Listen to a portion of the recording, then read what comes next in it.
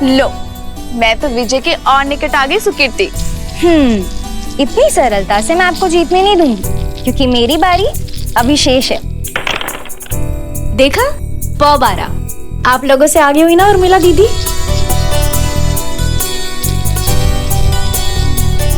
पर सब मुझसे पीछे ही हो। हारने के लिए सच होना मानवी। जीत तो सकती हो उर्मिला दीदी, किंतु केवल तभी जब सीता दीदी के पास है ठीक से ना गिरे।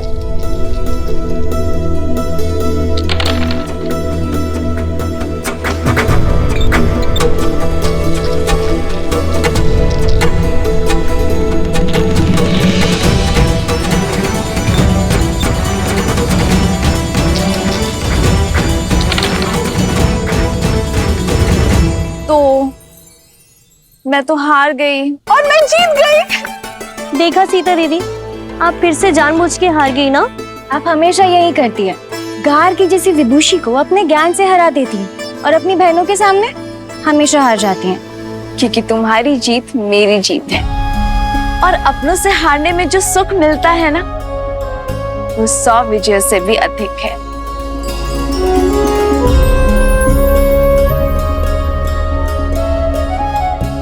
पिताश्री,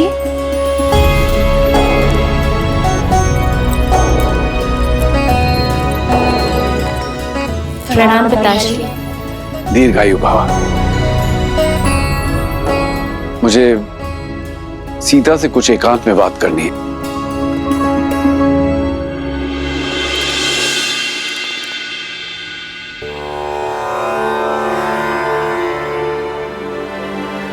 सीता, मैं जानती हूँ पिताश्री कि आप मुझसे क्या बात करना चाहते हैं। अपने पिता के मन की बात को सदैव कैसे समझ जाती हो पुत्री? जिस पिता ने इतनी कठिनाइयां सहकर अपनी पुत्री को सारे आनंद दिए, वो अपने पिता के मन की दुविधा को कैसे नहीं समझेगी पिताश्री? पुत्री की आयु होने पर हर पिता के मुख पर चिंता रहती है, और साथ ही आपके मुख पर यह भी उलझन है कि क्या आपकी पुत्री इस विवाह के लिए सज है या नहीं। तो इस उलझन का हल क्या है पुत्री? जब उलझन ही नहीं है तो हल कैसा पिताश्री? मैं आपसे ये नहीं पूछूंगी कि एक कन्या को अपना घर छोड़कर पराये घर में क्यों जाना होता है, क्योंकि मैं जानती हूं कि एक स्त्री में ही इतनी शक्ति होती है कि वो अपना संसार छोड़कर एक नया संसार बना सके, अपने संस्कार, अपने आदर्श आने वाली पीढ़ी को दे सके जो उसने अपने पिता से पाए हैं। पिताश्री, संसार समझता है कि स्त्री का कोई एक घर नहीं होता, जहां जन्मी वो मायका और जहां जाती है वो ससुराल। परंतु पिताश्री, मेरा मानना है कि कन्या सौभाग्यशाली होती है, क्योंकि उसके एक नहीं 2-2 घर होते हैं। जहां जन्म लेती है उनसे नाता जुड़ा रहता है, और जहां जाती है उन्हें भी अपना बना लेती है। मैं तुम्हें विश्वास दिलाता हूं पुत्री, मैं तुम्हारे लिए सुयोग्य वर ढूंढूंगा, तुम्हारा स्वयंवर रखूंगा। मैं भारत के सबसे पराक्रमी, सबसे समृद्ध राजकुमारों को निमंत्रण भेजूंगा। किंतु पिताश्री, इस स्वयंवर में मैं अपना वर किस आधार पर चुनूंगी? किसके पास कितनी धन संपत्ति है ये देखकर, या किसकी सेनापति शक्तिशाली है इस चुनौती पर? पिताश्री, विवाह सेना संपत्ति से या राज्य से नहीं होता है ना? क्या इस स्वयंवर में मैं उस वर को चुन पाऊंगी जिसके साथ मैं जीवन के हर क्षण में प्रसन्न रहूंगी? तुमने तो एक उलझन से निकालकर दूसरी उलझन में डाल दिया पुत्री।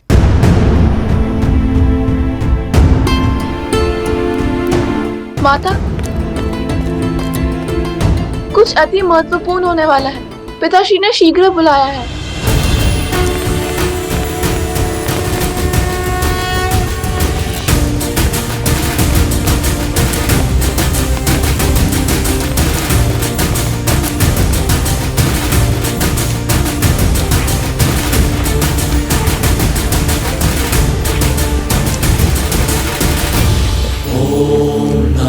शिवाय ओम नमः शिवाय नमः शिवाय नमः शिवाय नागेन्द्रहाराय त्रिलोचनाय अस्माकरागाय महेश्वराय नमः शिवाय नमः शिवाय। हे महादेव, मेरी पुत्री सीता को जैसा वर चाहिए केवल आप ही दे सकते हैं। अब मुझे समझ में आया, 8 वर्ष की आयु में कदाचित सीता का आपका धनुष उठाना मेरे लिए संकेत था कि आप सीता के भविष्य का उत्तरदायित्व उठाएंगे। प्रभु,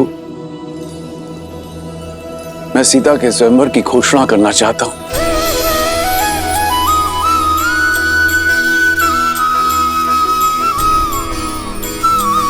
वर का चयन आपकी शक्ति और आपके न्याय का प्रतीक आपका महाधनुष पिनाक होगा।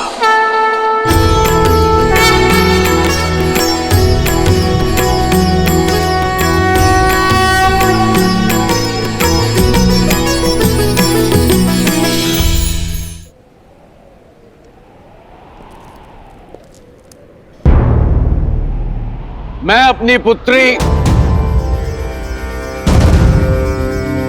सीता के स्वयंवर की घोषणा करता हूं।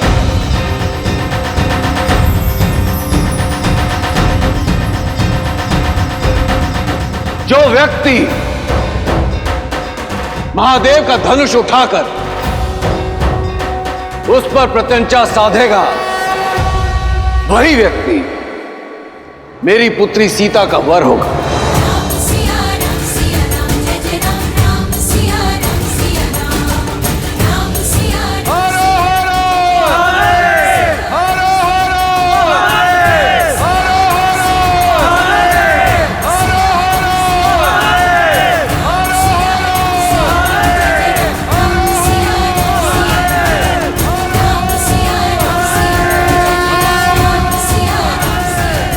जनक ने सीता के लिए वर ढूंढने का उत्तरदायित्व आप पर छोड़ दिया है प्रभु। सत्य तो यह है देवी कि मिथिला में अपने इस उत्तरदायित्व को निभाने का प्रबंध मैंने कई वर्ष पहले ही कर दिया था। कैसे? बताइए ना, कैसे ढूंढेंगे जनक राम को? जो सच्चे मन से राम को खोजना चाहें, राम तो उन्हें मिल ही जाते हैं। और वैसे भी संसार में ऐसा कौन है जो राम को खोजना नहीं चाहता।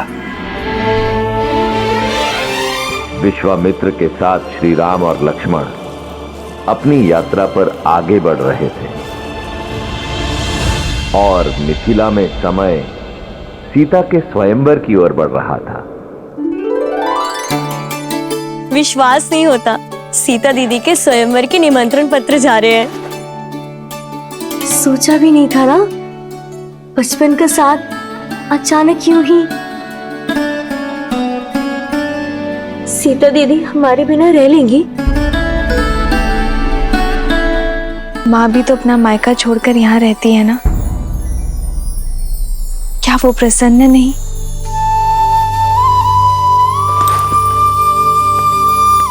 सीता दीदी चौपड़ खेले इस समय? जितना समय यहाँ पर हो खेल लो ना दीदी। जब ससुराल चले जाओगी तो हम 3 कैसे खेलेंगे?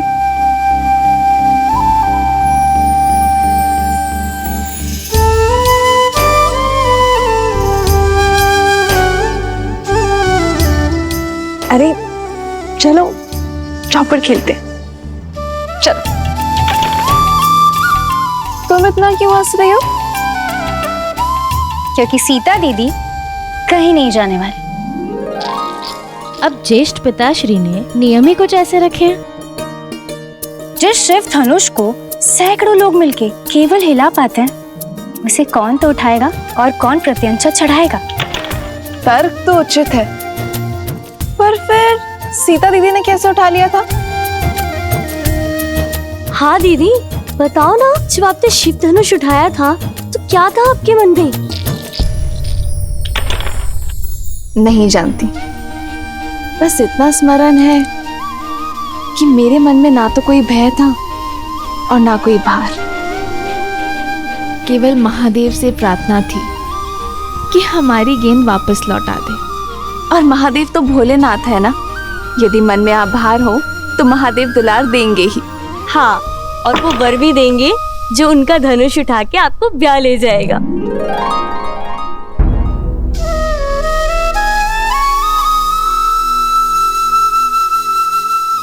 वैसे संपूर्ण भारत से राजकुमार आने वाले हैं, तो तुम तीनों भी सोच लो कि तुम्हें कैसा वर चाहिए। क्या पता मेरे साथ साथ तुम्हारी खोज की भी अंत हो जाए। कितना अच्छा होगा ना यदि ऐसा हो, तो जैसे हम चारों बहनें आज जीवन यहाँ रही हैं, वैसे ही हम चारों का विवाह एक साथ हो, एक ही घर में। हाँ, तब तो हम प्रतिदिन चौपड़ खेलेंगे। हाँ, इससे उत्तम तो और कुछ हो ही नहीं सकता। लो, मैं तो सच में जीत गई। कितना शुभ संकेत है ना। यदि महादेव ने चाहा तो हम चारों बहनें आनंद से ऐसे ही एक ही घर में रहेंगी। कितना शुभ मन है ना सीता का। हर एक के मन में आशा जगा देती है। ऐसी गुणवान स्त्री को तो श्री राम ही मिलेंगे ना। यही तो भाग्य अपना खेल खेलता है देवी। ऐसा हो यह आवश्यक नहीं, क्योंकि एक और कन्या भी थी जिसकी सोच देवी सीता जैसी ही पवित्र थी, अत्यंत गुणी भी थी, परंतु उसके प्रारब्ध में कुछ और ही लिखा था। कौन? महान शिल्पकार मयासुर की पुत्री मंदोदरी।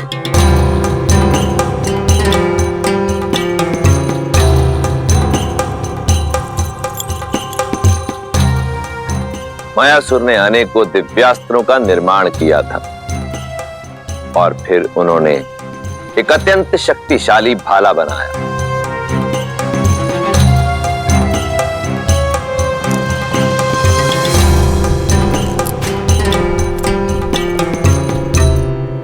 बड़ा तेजवान और दृढ़ भाला बनाया है पिताश्री।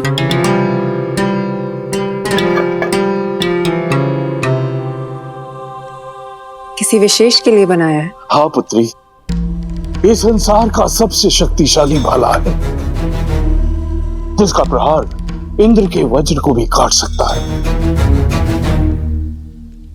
और जानती हो किसके लिए बनाया है ये?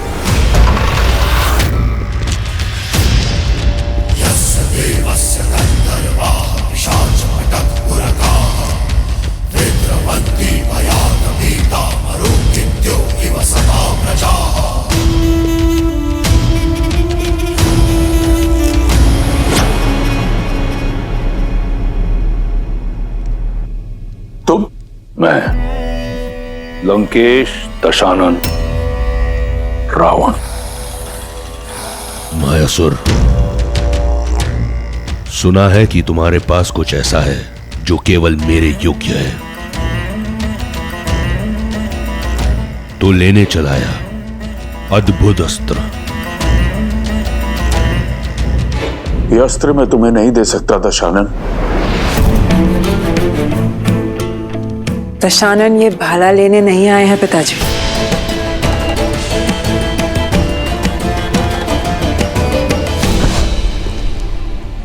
अद्भुत, जैसा सुना वैसा पाया। आंखों में तेज, वाणी में दृढ़ता, रूप में ज्वाला और बुद्धि में पैनापन।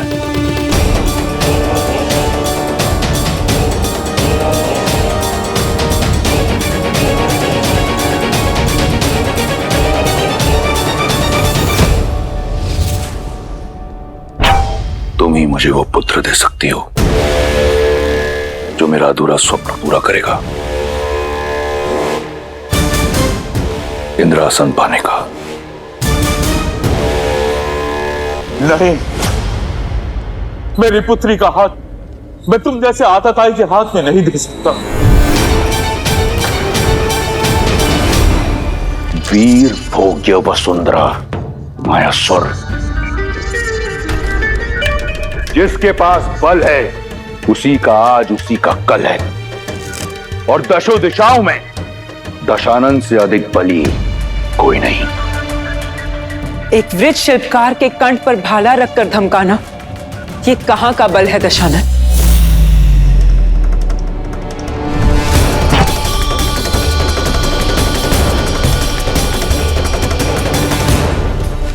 भय नहीं लगता तुम्हें रावण के समक्ष ये सुर साधते हुए?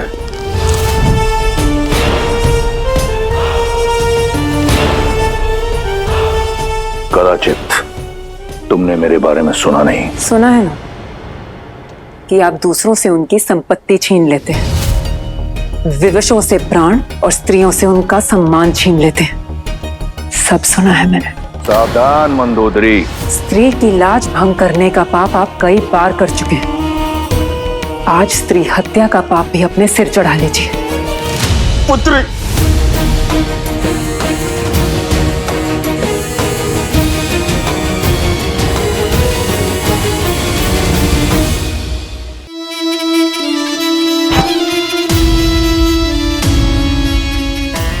प्राण नहीं लूंगा तुम्हारे। सुंदर स्त्रियों के प्राण नहीं लेते, उनके लिए प्राण न्यौछावर किए जाते हैं। मायासुर, तुम्हारी पुत्री मेरी हुई, और ये भाला मैं भेंट स्वरूप स्वीकार करता हूं। शस्त्र छीना जा सकता है दशानन, पर साथ मांगा जाता है। समान नहीं हूं मैं, सम्मान से एक सज्जन बनकर मेरे पिताश्री से मेरा हाथ मांगी है।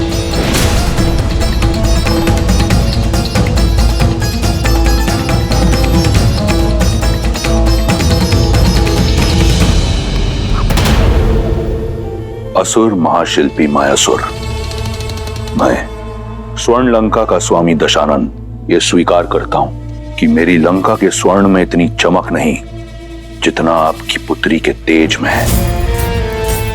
आपकी पुत्री रक्ष महारानी बनने के योग्य है। मैं आपसे आपकी पुत्री मंदोदरी का हाथ मांगता हूं। क्या आपको और आपकी निर्भीक पुत्री को यह संबंध स्वीकार है? मैं अपना उत्तर अपने पिताश्री को बताऊंगी, एकांत में।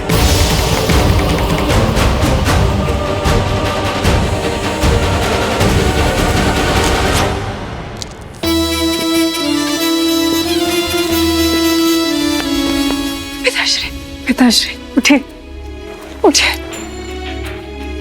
पिताश्री। पुत्री,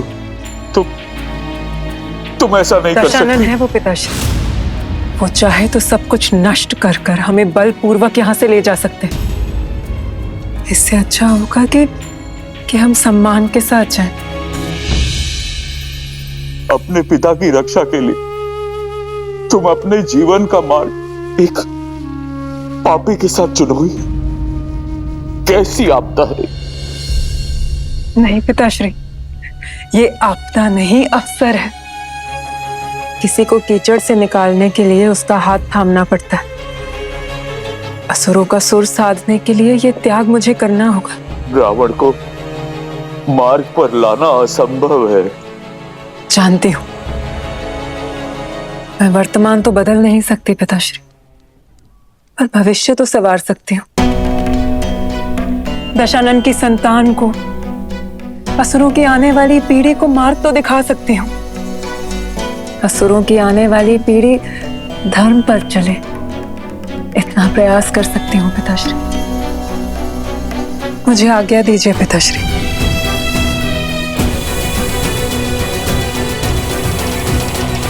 रावण और मंदोदरी का विवाह हुआ, जहां एक और मंदोदरी ने अपनी आहुति दी असुरों के भविष्य के लिए, वहीं दूसरी ओर रावण एक शक्तिशाली शस्त्र पाना चाहता था।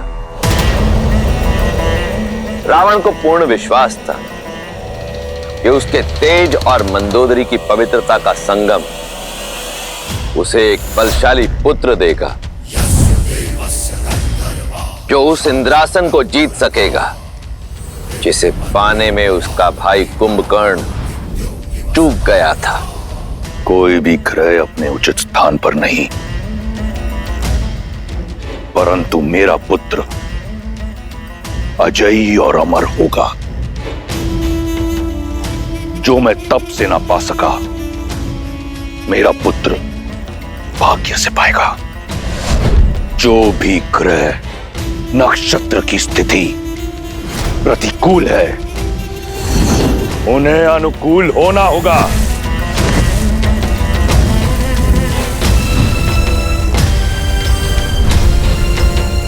यही है लंकेश का आदेश।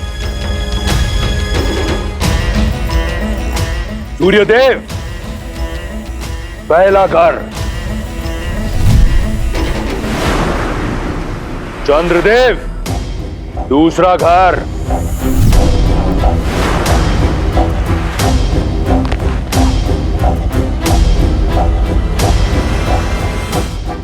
रावण ने अपने बल और भय के प्रताप से सभी ग्रहों को अपने पुत्र की कुंडली में अनुकूल परिस्थिति में आने के लिए विवश कर दिया। शनिदेव सातवां घर,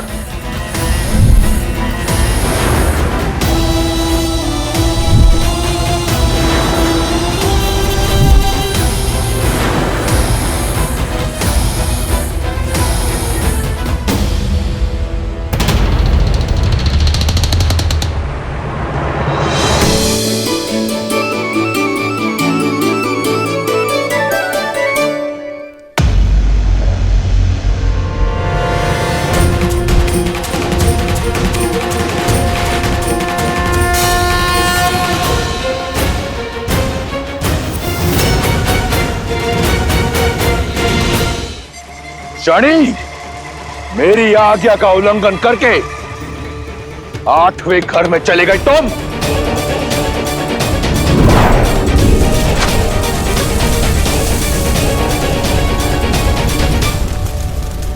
तुम अपने बल से, अपनी हट से नियति के लेख को नहीं बदल सकते रावण। तुम्हारे पुत्र की कुंडली पर और तुम पर मेरी दृष्टि पड़ चुकी है रावण। मूर्ख, कदाचित अपनी कुंडली जांच कर नहीं आए तुम आज।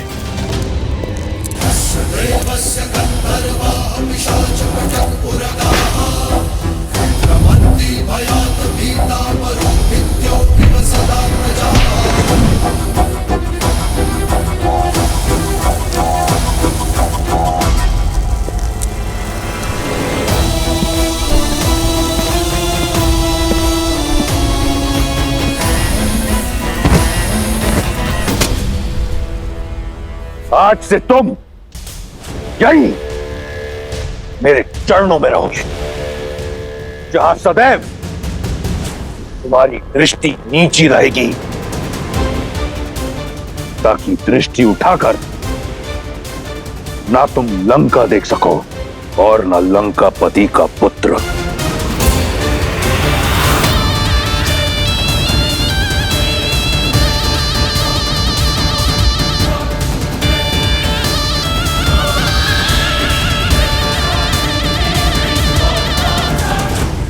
अर्थात रावण ने सदा के लिए शनि को बंदी बना लिया। भ्रम था उसका, क्योंकि इस बार रावण का सामना कर्म फलदाता शनि के साथ होने वाला था और शनिदेव की दृष्टि कभी चूकती नहीं। रावण वर्षों से उन्मत्त कि शनि की दृष्टि लंका पर नहीं पड़ी, परंतु वो ये भूल गया कि स्वयं रावण पर तो उनकी दृष्टि पड़ ही चुकी थी और अब श्री राम के रूप में स्वयं काल रावण तक आने की यात्रा का प्रथम चरण आरंभ करने वाला था।